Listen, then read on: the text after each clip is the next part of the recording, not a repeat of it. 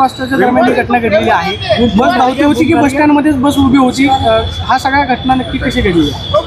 Actually ही जी मुलगी आहे ही पुण्यामध्ये कामाला आहे ती, आणि ती इथून फलटणला तिच्या गावी चाललेली होती। सकाळी 5:30 पावणे 6च्या दरम्यानची ही गोष्ट आहे। ती स्वारगेट बस स्टँडमध्ये बससाठी थांबलेली होती ती। तर त्यावेळेला आरोपी जो आहे तो तिथं गेलेला होता, तिच्याकडेनं फिरताना पण दिसतोय, आणि तिच्या शेजारी बसलेला एक माणूस उठून गेलेला आहे। हे दोघांचं बोलणं चालल्यावरती आरोपी तिच्याशी बोललेला आहे, तिच्याशी गोड गोड बोलून त्यानं ओळख करून घेतली तिच्याशी, आणि तिला म्हटलं की फलटणची कुठं जाते ताई असं तिला विचारलं। तर ती म्हटली की मला फलटणला जायचं आहे। तर तो म्हटला की सातारची बस जी आहे ती इथं नाही लागत म्हणे, तिकडं लागलेली आहे म्हणे। तर ती म्हटली नाही, बस इथंच लागते म्हणून मी इथं बसलेली आहे। तर तो म्हटला की नाही, तिकडं लागलेली आहे, चल म्हणे मी तुला घेऊन जातो। आणि CCTV फुटेजमध्ये ती मुलगी त्याच्याबरोबर जाताना दिसते आपल्याला। तर ती त्याच्याबरोबर गेली, आणि तिथं गेल्यानंतर बसमध्ये अंधार होता म्हणून तिनं हा प्रश्न काढला की बसमध्ये तर अंधार आहे म्हटली ती। तर त्यावेळेला तो म्हटला की ही रात्रीची लेटची बस आहे, त्यामुळे लोक झोपलेले आहेत म्हणून दिवे बंद आहेत, तू वरती चढून टॉर्चने चेक करू शकते। आणि मग तिला असं गोड बोलून त्यानं वरती चढायला सांगितलं। ती ज्यावेळेला टॉर्च लावायसाठी वरती गेली त्यावेळेला मग यानं मागून दरवाजा लावून घेतला, आणि तिच्या बाबतीत हा अतिप्रसंग घडलेला आहे तिथे। त्याच्यानंतर तो आरोपी उतरून गेला, ही मुलगी बसमधनं उतरली, आणि आपल्या बसने म्हणजे कुठंही तिथं दुसऱ्या बसचा एक ड्रायव्हर तिथं दिसत आहे वगैरे, पण ती उतरून दुसऱ्या बसने आपल्या गावी चाललेली होती। आणि जात असताना मग तिनं मित्राशी बोलली, आणि मित्रांना सांगितल्यानंतर ती पोलीस स्टेशनला इथं कंप्लेंट देण्यासाठी आली। काल ती इथं पोलीस स्टेशनला आल्यानंतर तिनं कंप्लेंट दिल्यानंतर आम्ही इमिजिएट CCTV फुटेज काढलेले आहेत तिथले। त्या CCTV फुटेजमध्ये आरोपी आम्हाला निष्पन्न झालेला आहे। सदर आरोपी हा ग्रामीणच्या हद्दीतला शिरूर गावचा आहे। याच्यावरती पूर्वी 392 सारखे शिरूर शिक्रापूरला गुन्हे दाखल आहेत, आणि आरोपीची हे झालेलं आहे, निष्पन्न झालेलं आहे ह्याच्यातला। या आरोपीला शोधायला कालपासून जवळपास आमच्या 8 टीम काम करत आहेत, क्राईमच्या टीम आहेत, झोनच्या टीम आहेत, आणि जवळपासच्या भागामध्ये सगळीकडे त्याचा शोध घेतला जातो आहे। डॉग स्पॉट पण रात्री नेलेला होता, तिथल्या शेतांमध्ये वगैरे कुठं लपून बसला असेल तर त्या दृष्टीने आमचा सर्च सगळा कालपासूनच चालू आहे। या संदर्भात बस ज्या सांगोला डेपोची त्याचे चालक वाहक कुठे होते, बस लॉक केलेली नव्हती का? आगार प्रमुखांशी तुमचं काही बोलणं झालंय का? ज्यांच्या प्रॉपर्टीत ही घटना घडली आहे त्या लोकांना STच्या कुणालाच काही माहिती नाही असं काही घडलंय त्यांच्याकडे? नाही, असं माहीत नसायचा प्रश्न नाही आहे तिथं, परंतु आमच्याकडे कंप्लेंट आल्यानंतर आम्ही त्याच्यावरती कारवाई चालू केलेली आहे। तिथं रात्री सुरक्षा रक्षक नसतात का? पॉईंट आहे आपला पोलिसांचा, त्या CCTVचा आउटपुट आपल्या स्वारगेट पोलीस ठाण्यामध्ये बरोबर मध्ये बस पार्क केलेली ती स्वारगेट ST स्टँडच्या। अशा बसमध्ये रेप होतो, बलात्कार होतो एका 26 वर्षाच्या मुलीवरती, आणि त्या आजूबाजूला कुणालाच कळत नाही। तुम्हाला वाटत नाही का की सिस्टीममधले काही लॅप्सेस ज्याचे हे परिणाम आहेत, नेमका दोष कोणाचा आहे, चूक कोणाची आहे? ST आगारात बस लावून ती लॉक न करणाऱ्या चालक वाहकाची ती बस लॉक होऊ शकत नाही म्हणून ST प्रशासनाची, की तिथं CCTV जे आहेत त्याचं मॉनिटरिंग नीट झालं नाही म्हणून पोलिसांची? नाही, पोलिसांचं ॲक्च्युली पेट्रोलिंग चालू असतं, पण प्रत्येक बसला जाऊन पोलीस चेक करू शकत नाही बसमध्ये काय होतं आहे। ही बस आतमध्ये होती, त्यामुळे सिक्युरिटीचा प्रश्न तिथल्याही येतो, डेपोमध्ये सिक्युरिटीचं काय आहे त्याच्याबद्दल। दुसरी गोष्ट असं आहे की ही गोष्ट झाल्यानंतर मुलगी बसमध्ये बसून निघून गेलेली आहे, तर तिनं थोडा जर आरडाओरडा तिथं केला असता तर इमिजिएट लोकांनी बऱ्यापैकी मदत केली असती। CCTV फुटेजमध्ये आपल्याला दिसत आहे तो आरोपी खाली उतरतोय, त्याच्या 2 मिनिटात मुलगी लगेच खाली उतरते, पण असा कुठला प्रकार तिथं झालेला आढळून आलेला नाहीये।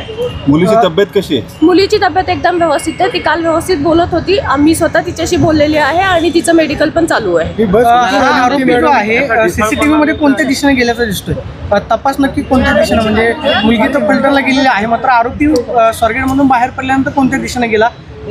पथकं जी आहेत ती कुठल्या भागामध्ये तपास करतात? आता पथकं जी आहेत ते मी डिटेल तुम्हाला देऊ शकत नाही, कारण ह्याच्यामध्ये असं आहे की आरोपी जर जागा झाला, ऑलरेडी आम्ही त्याला कालपासून शोधतोय, तो आमच्या ताब्यात आलेला नाहीये, त्यामुळे तपासाचं जे पूर्ण डिटेल्स मी आपल्याला आता इथे देऊ शकणार नाही। स्वारगेटच्या आगार प्रमुखांशी काही बोलणं झालंय का तुमचं? माझं पर्सनली अजून त्यांच्याशी काही बोलणं झालेलं नाहीये। पहिला आम्हाला आरोपी निष्पन्न करणं, त्या मुलीची काळजी घेणं, ह्या आमच्या प्रायोरिटीच्या गोष्टी आहेत।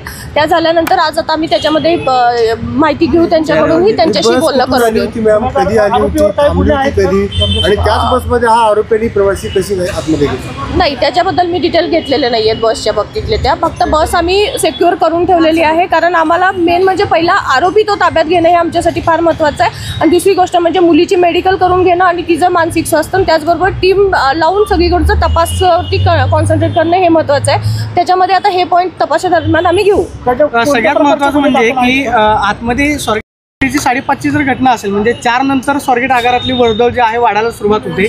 मग अशा सगळ्या गर्दीच्या ठिकाणी अशी घटना होणं हे नक्की मग कुणाचं अपयश आहे? माईकवरून अनाऊन्सिंग केलं जातं की फलाट क्रमांकाला कुठली बस लागलेली आहे, काय आहे, मग ही नक्की घटना संगनमतानं घडली की मग नक्की काय? सीसीटीव्ही फुटेज आता प्रश्न त्याच्यावरती मी जास्त बोलणार नाही, पण सीसीटीव्ही फुटेजमध्ये लोक भरपूर दिसत आहेत. तिथं स्टँडमध्येही लोक आहेत. ती मुलगी बसमधनं त्या उतरली त्यावेळेला शेजारच्या बसमधले ड्रायव्हरही चढताना दिसत आहेत. लोकांचा वावर हा तिथे दिसतो. इव्हन तो माणूस, तो आरोपी तिच्याशी बोलत होता, ते दोघं बोलत होते त्या टाइमला तिथे एक व्यक्ती बसलेली होती आणि मुलगी त्याच्याबरोबर गेलेली. तिथेही आजूबाजूला लोक दिसत आहेत. ओव्हरऑल सगळीकडे तिथं लोकांचा वावर होता हे दिसत आहे सीसीटीव्ही फुटेज. घटना घडल्यानंतर आरोपी जेव्हा बाहेर आला तेव्हा मुलगी आल्यावर तिथं शांततेत बाहेर पडली, कुणाला काहीच सांगितलेलं नाही. आरोपी निघून जाताना दिसतोय शांततेत. एक्झॅक्टली. सीसीटीव्ही फुटेजमध्ये आरोपी खाली उतरला की लगेच 2 मिनिटात मुलगी हे झालेली आहे, खाली उतरलेली आहे आणि नंतर ती निघूनही गेलेली आहे. बसमध्ये बसून ती गेलेली होती. निंब्या रस्त्यात गेल्यानंतर तिने तिच्या मित्राला फोन केला आणि त्याच्यानंतर मग ती परत त्यांना सांगितलं की नाही तू ह्याच्यात कंप्लेंट कर. त्यानंतर मुलगी जवळपास 9च्या दरम्यान पोलीस स्टेशनला आलेली आहे ह्या सगळ्या गोष्टीची माहिती द्यायला. शॉक मध्ये होती का हे सगळं झाल्यामुळं? तिला काय करावं हे कदाचित आपण तसं म्हणू शकतो. त्याच्यामध्ये तिला सुचलं नसेल आणि त्यामुळे ती उशिरा आली असेल, परंतु ती आल्यानंतर आपण इमिजिएट तपासाची चक्र सगळी फिरवलेली आहे. गुन्हेगार बऱ्याच गुन्ह्यांमध्ये आहे. त्याचा म्हणजे 392 सारखे गुन्हे आहेत त्याच्यावरती. शिक्रापूर, शिरूर ह्या भागामधले त्याच्यावरती गुन्हे आहेत. एसटी विभागातल्या अधिकाऱ्यांच्या हे विद्येचे माहेरघर असल्यामुळे पुण्यामध्ये महाराष्ट्राच्या कानाकोपऱ्यातून विद्यार्थिनी शिक्षणासाठी येतात. कायम पुण्याने एक सुरक्षितेची वेगळी ओळख महाराष्ट्रामध्ये दिलेली आहे. यामध्ये कालच्या स्वारगेटच्या घटनेने खरंच मनाला वेदना होतात. काल सकाळी 6, 6:15च्या दरम्यान स्वारगेट आगारामध्ये एका 26 वर्षाच्या तरुणीवर अत्याचार झाला. संबंधित तरुणीने 9 वाजता स्वारगेट पोलीस स्टेशनमध्ये तक्रार दाखल केली आणि त्या ठिकाणी कार्यरत असलेल्या DCP स्मार्तना पाटील असतील, पोलीस अधिकारी पूनम पाटील असतील यांनी तातडीने तपास कार्य हातामध्ये घेतलं. याच्यामध्ये त्या भागातील सगळे CCTV फुटेजचे कॅमेरे चेक करून त्या संबंधित तरुणीने आरोपीची सांगितलेली ओळख आणि त्या अनुषंगाने तयार केलेले स्केचेस असतील, फोटोज असतील, या अनुषंगाने पोलिसांची 8 पथकं ही कालपासूनच ग्रामीण शहरी भागामध्ये रवाना करण्यात आलेली आहेत. यामध्ये आरोपीचे CDR असतील, लोकेशन असतील हे डिटेक्ट करून आरोपी पकडलाही जाईल. पण शेवटी त्या मुलीची सुरक्षितता फार महत्त्वाची आहे. तिचं आयुष्य हे लाख मोलाचं आहे. त्याच्यामुळे अशा घटना घडूच नाही याच्यासाठी सतर्क राहणं फार गरजेचं आहे. मी सातत्याने पोलिसांच्या संपर्कामध्ये आहे. याच्यामध्ये स्वारगेट पोलीस स्टेशनचं पेट्रोलिंग ही उत्तम पद्धतीने चालू असताना या रहदारीच्या भागामध्ये अशा पद्धतीची घटना घडणं हे दुर्दैवी आहे. या घटनेचे CCTV फुटेज पाहिल्यानंतर लक्षात येतं संबंधित तरुणी ही आरोपीशी बऱ्याच वेळ बोलताना दिसतीये. मास्क घालून आलेला हा आरोपी अनोळखी आहे, आपली कोणतीही ओळख नाहीये, तरी सुद्धा संबंधित तरुणीने आपल्याला कुठे जायचंय, आपल्याबरोबर कोण आहे, आपला पत्ता, या सगळ्या गोष्टी सांगितल्यामुळे कदाचित आरोपीच्या लक्षात आलं असेल की ही मुलगी एकटी आहे आणि आरोपीने सांगितलं की मी तुला बस दाखवतो, माझ्यासोबत चल, आणि यामुळे ती तरुणी त्या आरोपीसोबत गेलेली आहे. मला महाराष्ट्रातल्या माझ्या सर्व लहान भगिनींना या निमित्तानं आव्हान करायचं आहे, कोणत्याही अनोळखी व्यक्तीवर विश्वास ठेवू नका. आपली कोणतीही माहिती अनोळखी व्यक्तींना देऊ नका. इतकंच काय, सोशल मीडिया आणि फेसबुकवरती सुद्धा जर कोणी फ्रेंड रिक्वेस्ट पाठवत असेल तर सहजासहजी त्याला बळी पडू नका. शेवटी माणसांच्या कळपामध्ये हिंस्र श्वापादांची संख्या दिवसेंदिवस वाढतीये. आपली सुरक्षा आपल्या हातामध्ये आहे. महाराष्ट्र पोलीस, राज्य महिला आयोग, महाराष्ट्र शासन हे आपल्या सुरक्षितेसाठी सतर्क आहेत. पण आपण देखील सावधगिरीच्या भूमिकेमध्ये असावं. अनोळखी व्यक्तींवरती विश्वास ठेवू नका. कोणतीही माहिती हवी असल्यास त्या भागातल्या शासकीय यंत्रणेकडे चौकशी करावी. स्वारगेट भागामध्ये आपल्यासाठी मदत कक्ष आहे किंवा 112 या क्रमांकावरती 1098 1091 या क्रमांकावरती माहिती विचारली तरी सुद्धा आपल्याला माहिती मिळू शकते. म्हणून महाराष्ट्रातल्या माझ्या या सर्व विद्यार्थिनींना, लहान भगिनींना मला या निमित्तानं आव्हान करायचंय, सतर्क रहा. अनोळखी व्यक्तींच्या कोणत्याही दिशाभूल होत असताना त्याला बळी पडू नका. ग्रामीण आणि शहरी भागातील बेरोजगार युवक युवतींना नोकरीची सुवर्ण संधी. ब्लँकेट कंपनीमध्ये अर्जंट मुले आणि मुली भरती सुरू आहे.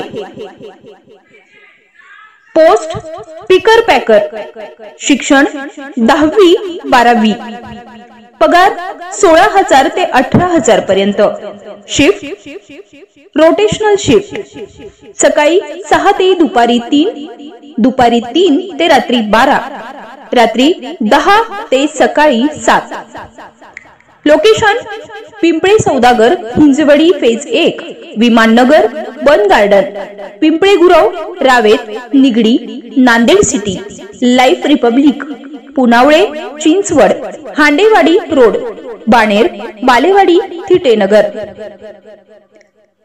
आणि महिलांसाठी फक्त वडगाव शेरी, विमाननगर, भूमकर चौक, वाकड, कस्तुरी चौक. संपर्क 860-588-7100.